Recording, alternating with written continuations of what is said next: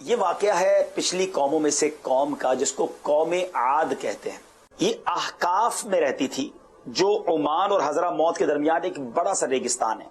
Oman آج بھی ملک موجود ہے، حضرموت یمن کا شہر ہے، تو اس کے درمیان ایک بڑا سا ریگستان تھا، اس ایریا میں رہتی تھی۔ یہ لوگ غیر اللہ کی پوجا کرنے والے تھے اور بہت بد اعمال اور بڑے بد کردار تھے۔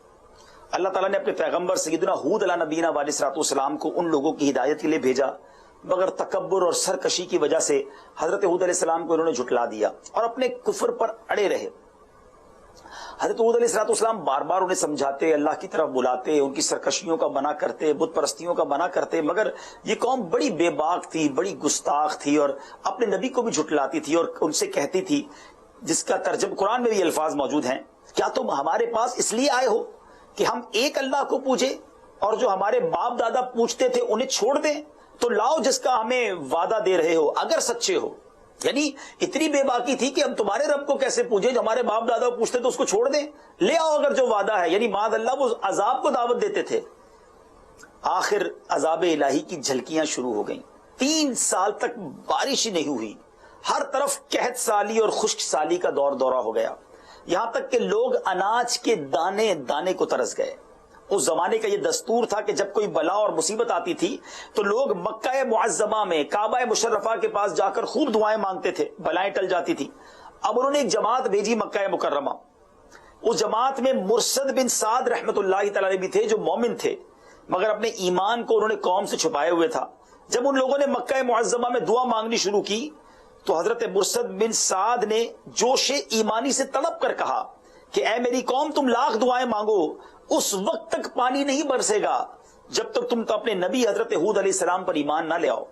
حضرت مرثد بن سعد نے جب اپنا ایمان ظاہر کر دیا تو قوم عاد کے غنڈوں نے ان کو مار پیٹ کر الگ کر دیا اور دعائیں مانگنے لگے۔ اس وقت اللہ عز و جل نے سفید، سرخ اور سیاہ رنگ کی بدلیاں بھیجی، یعنی بادل کے ٹکڑے آئے۔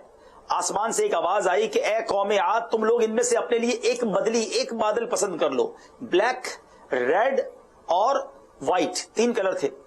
ان لوگوں نے کالی بدلی کو پسند کیا کیونکہ جو بلیک کلر کے بادل ہوتے ہیں ان سے پانی برستا ہے، تو انہوں نے کہا کہ کالی بدلی سے تو خوب بارش برسے گی۔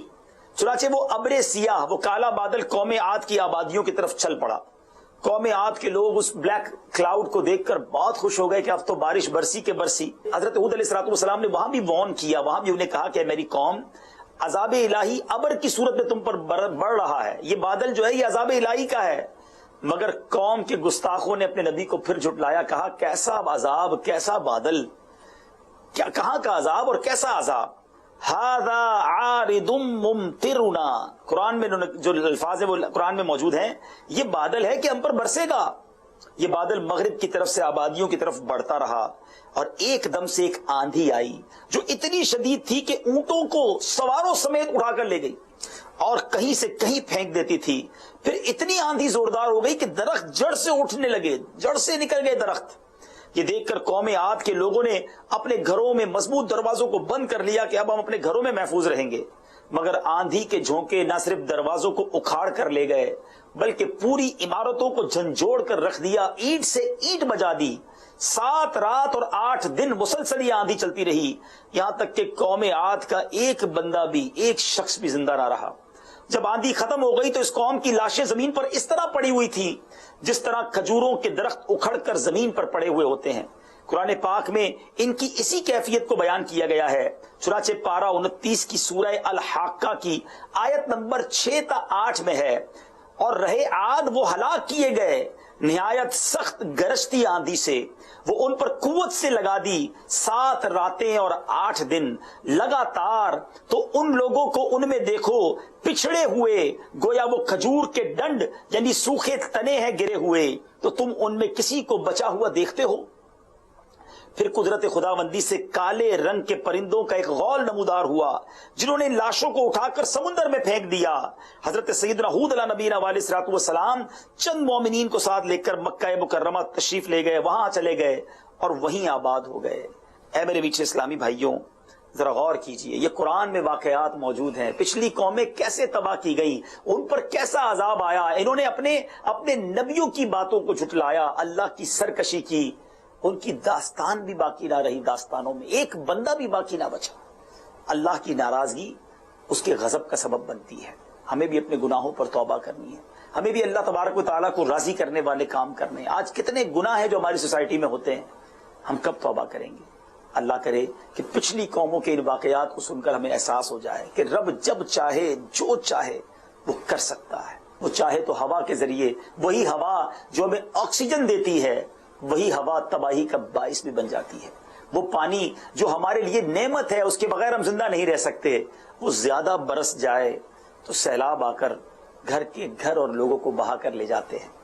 تو ناظرین, ہمیں رب کی قدرت پر سچا یقین بھی رکھنا ہے, اس کی رحمت سے امید بھی رکھنی ہے, اس کے عذاب کا خوف بھی رکھنا ہے. کیونکہ ایمان جو ہے نا, وہ خوف اور امید کے درمیان کی شے کا نام ہے. الایمان بین الخوف والرجاء, ایمان خوف اور امید کے درمیان کی شے کا نام ہے.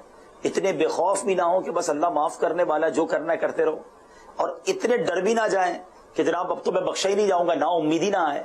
تو خوف بھی ہو, امید بھی ہو. سبحان اللہ, یہ ایمان کی خوبصورتی ہے. بہرحال امید کرتا ہوں کہ گناہوں سے توبہ کی طرف بھی چلیں گے اور اپنے اعمال کی درستی کی بھی کوشش کریں گے. مجھے اپنی اور ساری دنیا کے لوگوں کی اصلاح کی کوشش کرنی ہے.